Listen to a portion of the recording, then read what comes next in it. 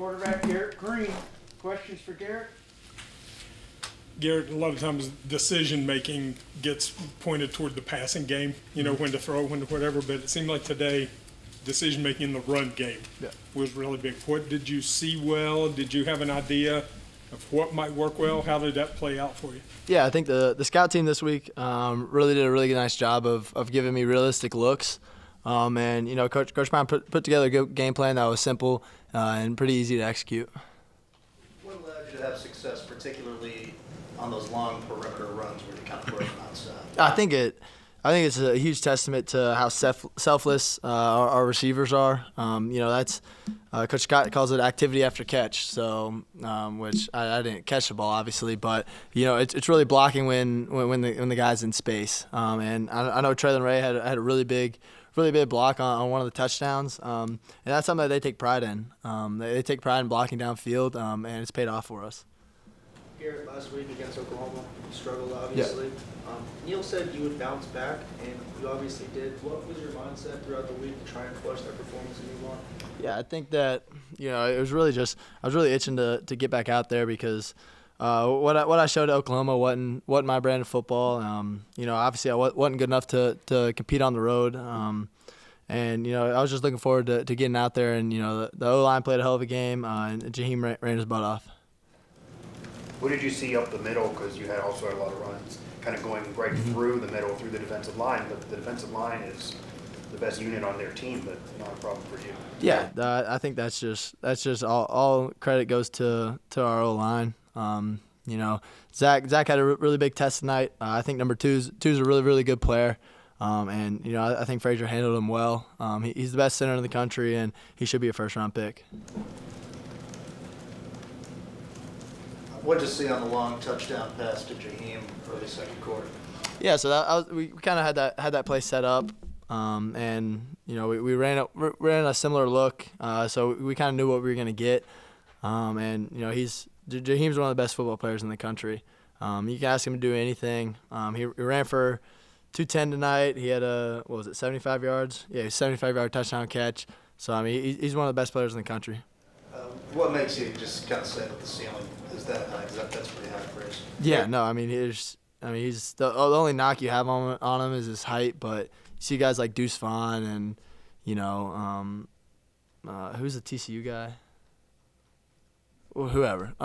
But yeah, he's a hell of a player. And it's my job and the offensive job is to really find ways and creative ways to get him in space.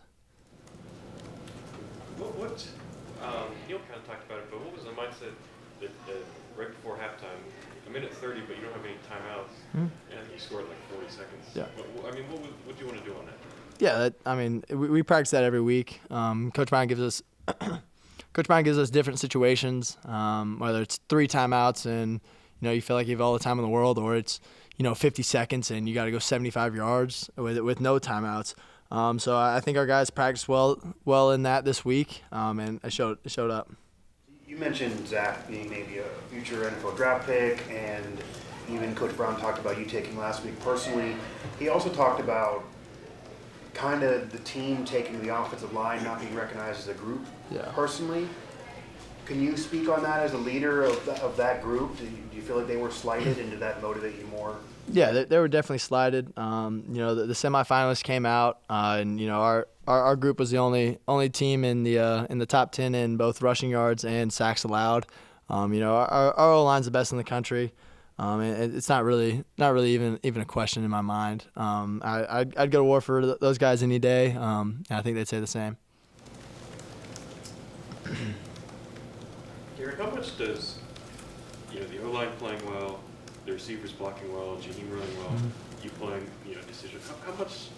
How kind of complicated is it to have a really good offensive performance like this? Because sometimes from the stands it looks effortless, but you mentioned all these different things that have to go right.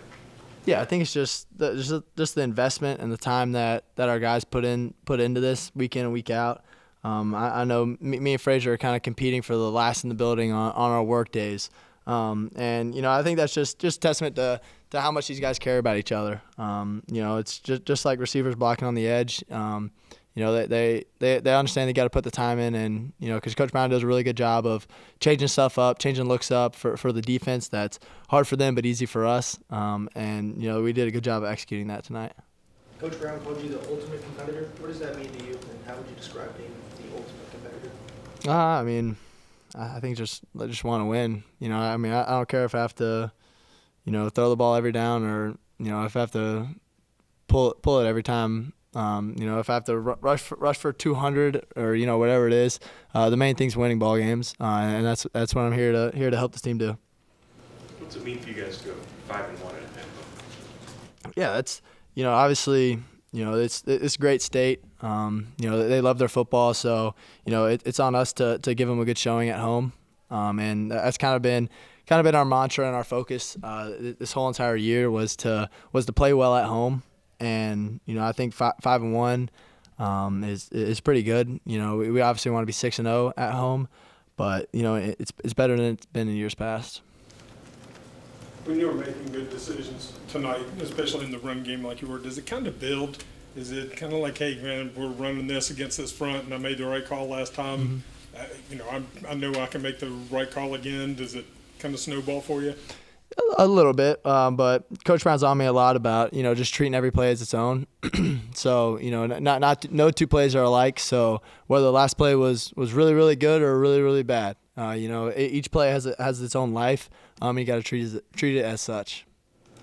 Garrett, you obviously were disappointed in how you played last week. I was curious, when did you move on from that, and how difficult is it to flush a game like that when you feel like you left a lot of plays on the field? Yeah, I think I really didn't really get over it until about Monday when I really started watching Cincinnati film, because obviously that's a game that I really wanted for this program, and I wish I could have done a better job of, you know, making more plays to get us in a better situation last week in Norman. But I'm happy with the way the guys responded tonight. And what would it mean to now go on the road and try to get to an 8th victory? Yeah, I think, you know, you obviously want to win them all. So we got a chance to be a 9-win team. But you know, I think we're better than a 9-win team. You know, our offensive line, again, I can stand up here and talk about those guys all the time, but they're the best in the country. And you know, I think we can beat anybody with those guys. Obviously, there's still more work to be done, and the story of the season isn't written yet. But just overall, so far, what has this season meant to you? Yeah, it's been a whole lot. You know, I love all those guys in the locker room. You know, we've really grown really close over the last 3 months or so. This team's really meshed well, and I think that's translated to good play on the field. Okay, thank you very much. Thank you, guys.